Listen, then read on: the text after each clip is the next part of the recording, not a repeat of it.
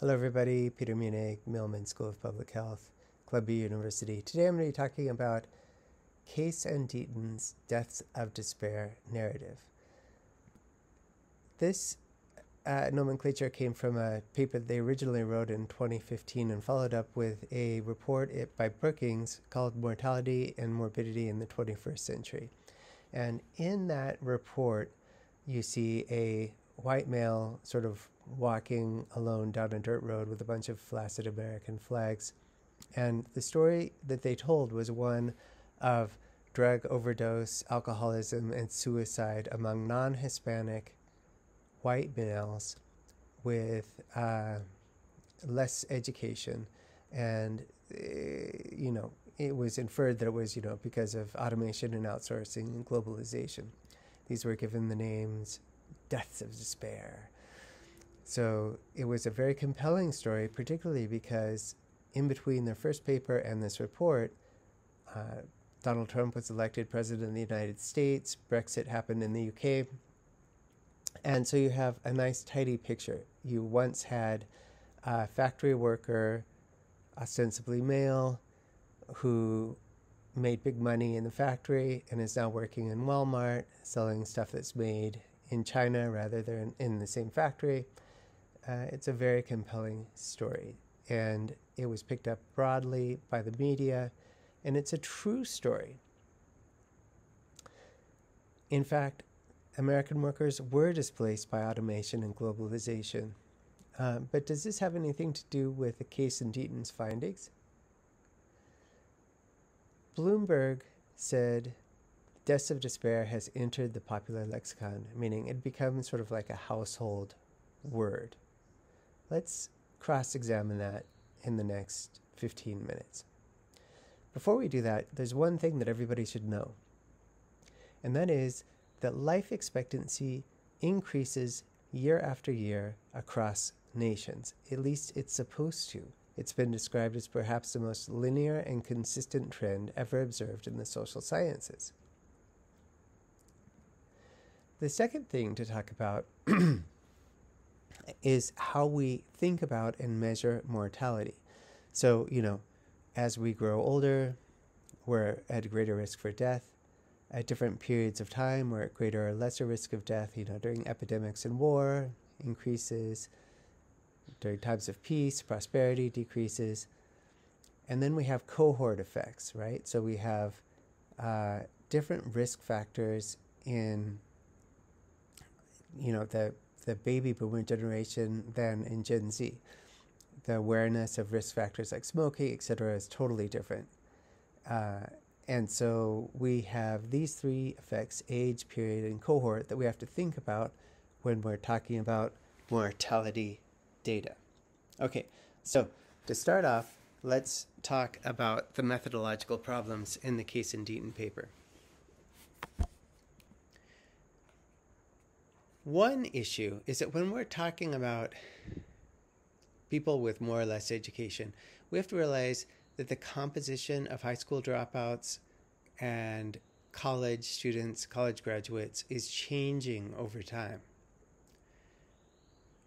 40 years ago, there were very, very few Asians in American schools.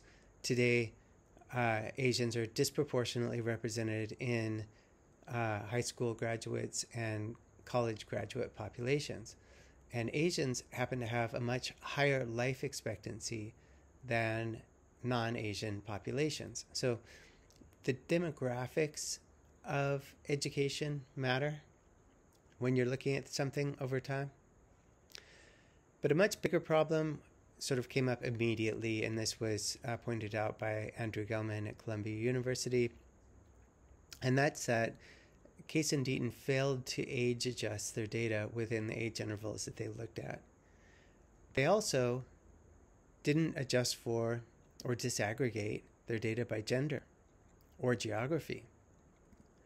And when this was done, on the upper left-hand side of this graph, you see the unadjusted data. They were able to replicate Case and Deaton's findings, but we see to the right of that when you disaggregate by gender, that men actually have a decline in mortality, but women have an increase in mortality. This is something that has been known for a long time, that women were at higher risk of mortality. It's just that Case and Deaton didn't read those papers. They weren't aware of those papers, possibly because they're economists and not epidemiologists. And the other thing that happened, it was that they found that, if you disaggregate by place, that all these deaths are increasing in the South. So 100% of the story is due to higher mortality among women in the South. These are two things that we already knew. I'll get to that in a second. So this really was never really a story about white males who were factory workers. Another piece of the story is that one of the deaths of despair is suicide.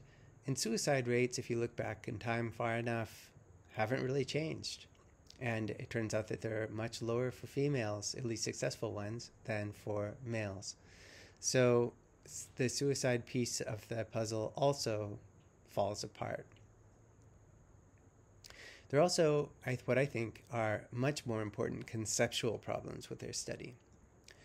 And the biggest one is that it's just not a new story. It's something we've known about for decades. In the 1990s, there was a slew of papers with people worrying about declines in self-rated health across age groups. And this was worse amongst women than men.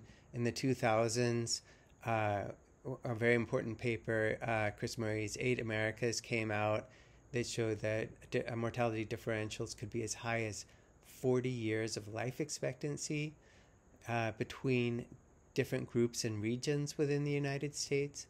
A paper that I did with Sherry Gleed, my mentor, showed that when you compare the United States to peer nations, its life expectancy has been declining since at least 1975.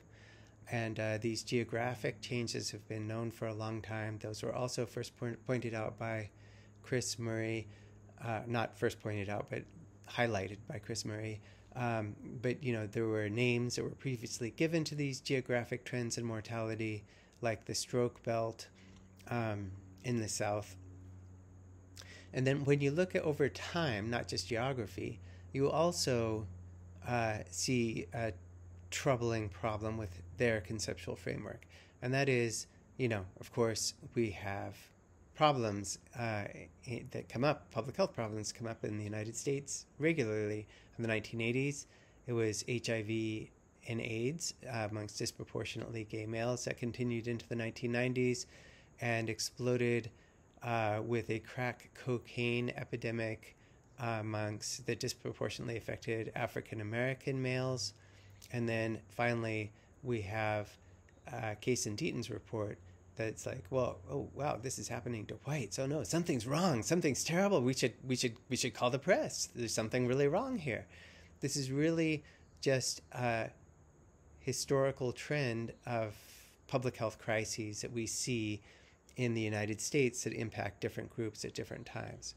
Now, I'm not disparaging the notion that despair in America isn't a problem. It's a huge public health problem. It's a real problem. It's a growing problem, but it's an old problem. Let's take social capital. Here we see social capital as measured by trust, and with the blue bar on the top, it's low trust. We see low trust is increasing over time. The red one on the bottom, people that have high levels of trust are decreasing over time. This is a cohort analysis, meaning that the Great Generation trusted people more than the baby boomers, who trusted people more than Gen X, who trusted people more than millennials, who trust people more than Gen Z. So this is falling apart over time. People are just not trusting each other. You look at other measures of well-being, not just trust, and you see terrible trends in the United States that aren't happening in other countries. So happiness is on the decline. It's not on the decline in Australia. People believe in the U.S. that parents had a better standard of living from generation to generation, and over time, they always believe their parents had a better standard of living than they did. People tend to be fair. That's on the decline. And even sexual intercourse is on the decline. So something's really wrong. But it's not just really wrong among whites. This is true of all groups in the United States. And I also don't think that it's a story about drugs. But I do think that it is a story. And, why would I say that it's not a story about drugs? Well, drugs come and go. In the 1970s, people did safe drugs, but that's when the mortality trend started. Safe drugs like acid. Those are not so harmful. They also did harmful drugs like cigarettes, and that's on the decline. Drugs are just, in the background, and they come and go and surge and drop.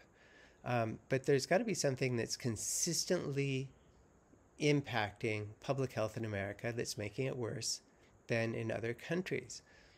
And one explanation is media. We saw that drop in trust in the 1950s with the introduction of the television. Social media blows all of that up. AI is blowing up social media. But there is an alternative sort of story here that Sherry Gleed came up with, which is that health expenditures could be explaining this problem. When I was in medical school, the dean came out and said, we have 8 to 12% healthcare inflation by the time you guys are practicing medicine. You people are practicing clinical medicine. We're mostly women in that class. The entire U.S. economy will have collapsed due to healthcare expenditures. That never came to pass, but I think it has created problems. So let's look at this hypothesis in a little bit more detail. And let's start by looking at survival over time by health system. So here's an axis, X and Y. On the vertical axis, we have per capita expenditures on healthcare. The horizontal axis, we have 15-year survival of 45-year-old females. Let's put some numbers there. So if we look at the bottom left of the screen, we see 91%. What does that mean? That means that of all 45-year-old females in the United States, 91% can expect to see their 60th birthday. So, how likely are they to survive over 15 years? Why do you do that? Because it factors out things like infant mortality and maternal mortality, things like that. It's just a nice, clean way of looking at mortality. Let's put some numbers there. Put these numbers in constant 2017 dollars, and we see that with respect to healthcare expenditures, the U.S. and Switzerland are very high. Switzerland has very high survival.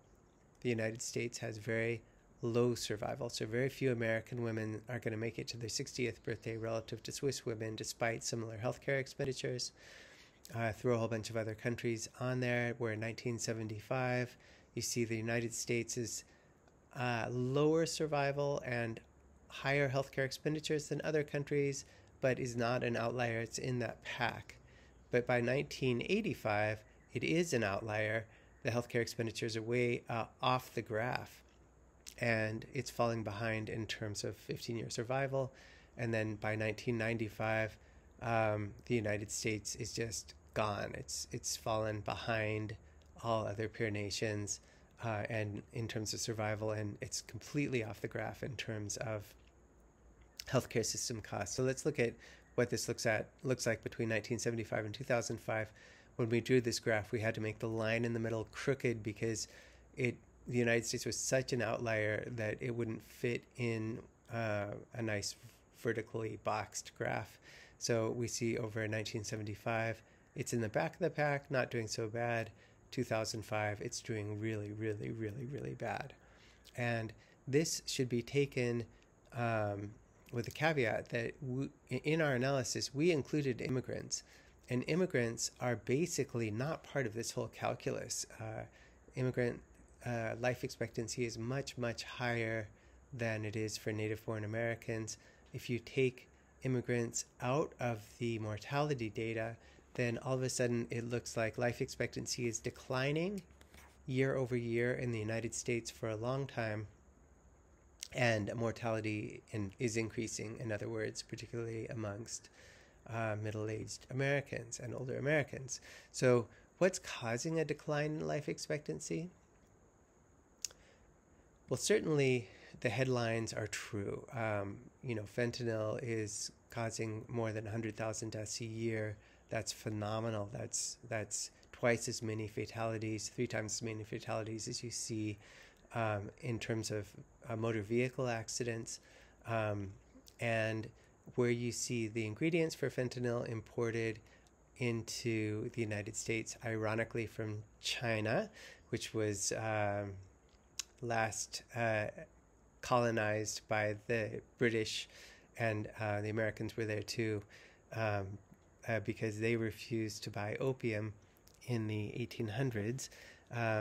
Where you see supplies coming into the United States from China to make fentanyl, you see huge spikes in opioid deaths. This is not discounting this, but this is a new phenomena. Again, this is why I say that drugs are not part of this story, is because drugs come and go over time, and they're always sort of there in the background.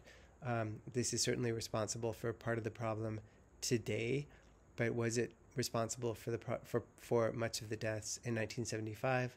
Not really.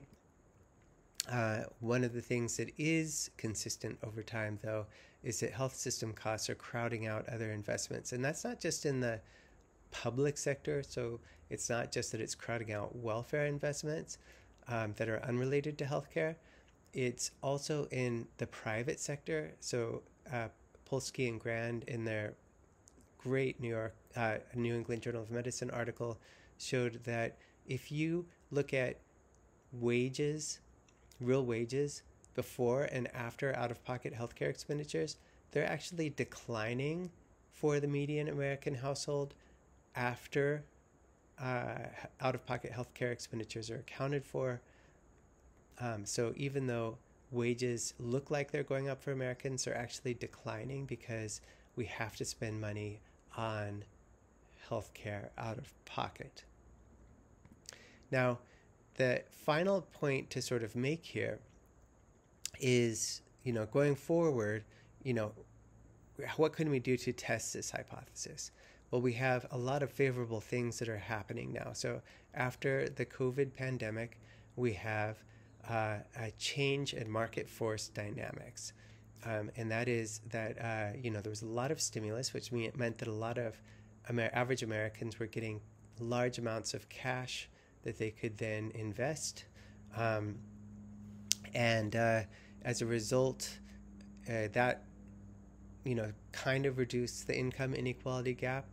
But more so, it also caused them to spend a lot of money, and that spending of money caused inflation, but it also caused a tightening of the labor market. And when labor markets tighten, the worker has more negotiating power, so wages shot up for lower earning Americans. So it's hard to find a job that pays less than $15 an hour anywhere in America, whereas just a few years ago that was a baseline minimum wage in the most progressive blue states. So the tightening of the market has really it's really starting to reduce income inequality. The other thing is that automation and AI is no longer coming for less educated Americans. It's now squarely targeted at professionals and white-collar Americans. So this provides us an opportunity to see what happens to mortality, what happens when AI starts to take the jobs of lawyers and computer programmers, et cetera, as it already has. So this is a story that's ongoing, it's in progress, it's an interesting one, and I'd love to see how it ends. That's all I have for today. Peter Miene, Columbia University. Thank you very much. Goodbye.